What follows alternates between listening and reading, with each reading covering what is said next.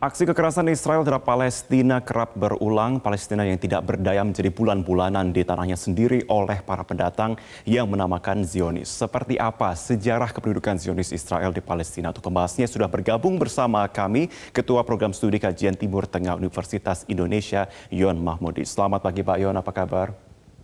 Selamat pagi Mas Martin, baik. Iya, Alhamdulillah. Pak Yon, ini menjadi pertanyaan kita bersama. Kita bersama-sama melihat betapa kekerasan yang terus terjadi, mengekskalasi juga tensi konflik yang terus ada. Kok kita bedah sesuai dengan sejarahnya sebenarnya. Bagaimana inti mula dari konflik ini terjadi hingga sampai, kok saya tidak salah, 100 tahun begitu terus berulang? Ya, sebenarnya kita bisa memulai dari sejarah Palestina. Sebelumnya Palestina itu kan merupakan satu provinsi ya di bawah Kesultanan Turki Utsmani. Nah, kemudian ada sebuah perjanjian saya kira yang menarik itu adalah pembagian wilayah ya mandat yang disebut dengan Sexty Code tahun 1916 antara Prancis dan Inggris yang membagi wilayah-wilayah di kawasan itu sehingga Palestina ya, masuk dalam wilayah yang dikuasai oleh Inggris tahun 1916. Kemudian 1917 itu ada yang disebut dengan deklarasi Balfour, deklarasi antara beberapa orang Yahudi dengan Inggris yang menyebutkan pada waktu itu ya sekretaris negara Inggris mengatakan bahwa Inggris akan memfasilitasi orang-orang Yahudi untuk mendirikan sebuah homeland dan itu tempatnya adalah di Yerusalem. Nah, itu adalah merupakan bagian dari gerakan Zionisme yang didirikan oleh Theodor Herzl yang menginginkan sebuah tempat yang aman bagi mereka, karena kita ketahui dalam sejarahnya orang-orang Yahudi itu kan dipersekusi di mana-mana, maka mereka menginginkan terutama di Eropa ya suatu tempat yang aman, dan tempat yang aman itu adalah yang ada di Palestina, itu yang pada akhirnya kemudian menjadi wilayah bagi orang-orang Yahudi. Dan 1918 Kesultanan Turki Utsmani kalah dalam Perang Dunia Pertama, maka sejak itu wilayah itu dikuasai oleh Inggris. Oke Pak Yon, kita punya grafis dan punya petanya, kita akan lihat bagaimana perbandingannya ya. Saya akan pertama tujuan juga kepada pemirsa pada waktu awal peta, begitu kurang lebih pada tahun 1920-an, kita coba tampilkan untuk saat ini. Pak Yon, mungkin Anda juga bisa menyaksikan melalui layar Anda juga. Ini pada waktu tahun 1920 sampai dengan tahun berapa ini Pak berarti? Ya, sampai sebelum tahun 1948 ya, ketika wilayah masih banyak ya. Murni. Ya. Oke, selanjutnya kita akan menuju ke grafis selanjutnya ketika kita akan sudah mulai divided atau memang mulai adanya beberapa akar-akar konflik hingga akhirnya ini kok saya lihat kurang lebih hampir setengahnya. Apa yang sebenarnya terjadi di sini Pak? Pada tahun berapa dan ada kejadian apa di sini? Ya, pada tahun 1948 itu kan Israel berhasil mendeklarasikan kemerdekaan ya. Dan sebelum era itu gelombang besar-besaran kan sudah masuk ya ke Palestina, migrasi orang Yahudi yang terdiaspora di mana-mana karena difasilitasi oleh pemerintah Inggris. Nah, ketika proses deklarasi kemerdekaan yang nantinya disebut dengan peristiwa besar Nakba itu, hampir sekitar 700.000 orang-orang Palestina yang tinggal terutama di Yerusalem itu terusir ya, karena ada semacam huru-hara yang luar biasa.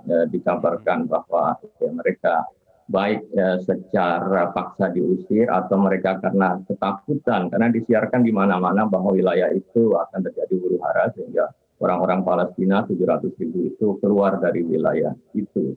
Dan akhirnya wilayah itu dikuasai oleh Israel yang mendeklarasikan kemerdekaan. Oke, teritori. Selanjutnya kita lihat untuk peta selanjutnya perkembangan tahunnya pun juga kalau kita lihat di sini Pak Yon ini semakin mengecil lagi untuk wilayah Palestina. Kalau sebelumnya tadi ada 700.000 orang begitu yang terusir begitu ya. Apa yang sebenarnya terjadi ketika akhirnya ini menjadi bahkan ke tanah Palestina ini hanya 1/3 atau bahkan 1/4 dari total wilayah sebelumnya begitu?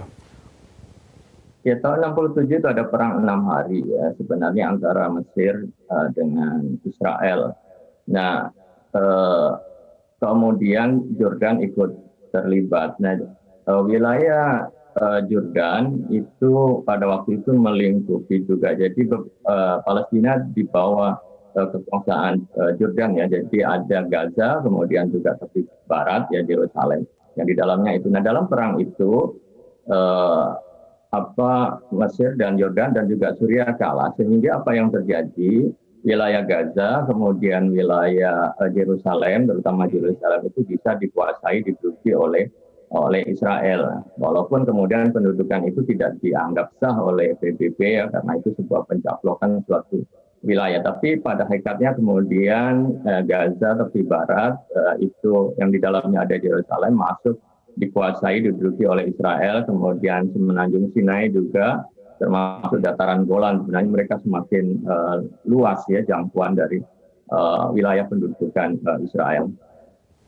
Oke. Kemudian kalau saya perlihatkan kembali ada peta terakhir begitu ya teman-teman, bisa perlihatkan untuk grafis yang terakhir. Ini melihat bahwa semakin mengecil lagi, bahkan ini tersentralisasinya sudah terpecah-pecah untuk wilayah Palestina. Kalau kita lihat bersama Pak Yon juga selama 25 tahun terakhir ini perundingan perdamaian ini sebenarnya sudah diberikan, terus secara alot dilakukan, tetapi belum bisa membuahkan hasil. Kenapa? Begitu kemudian akhirnya bisa menyebabkan wilayah ini semakin terdorong, semakin mengecil.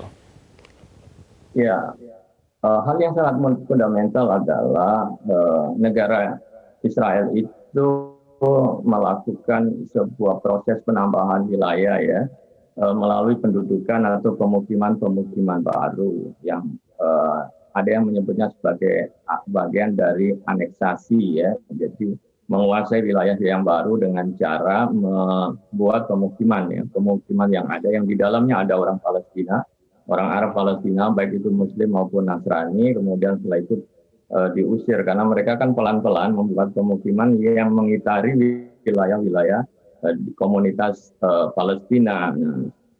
Dengan cara itu, ada yang mengatakan disebut sebagai creeping annexation, jadi melakukan aneksasi seperti pelan-pelan seperti merayap gitu ya, yang pada akhirnya wilayah-wilayah itu akan keropos.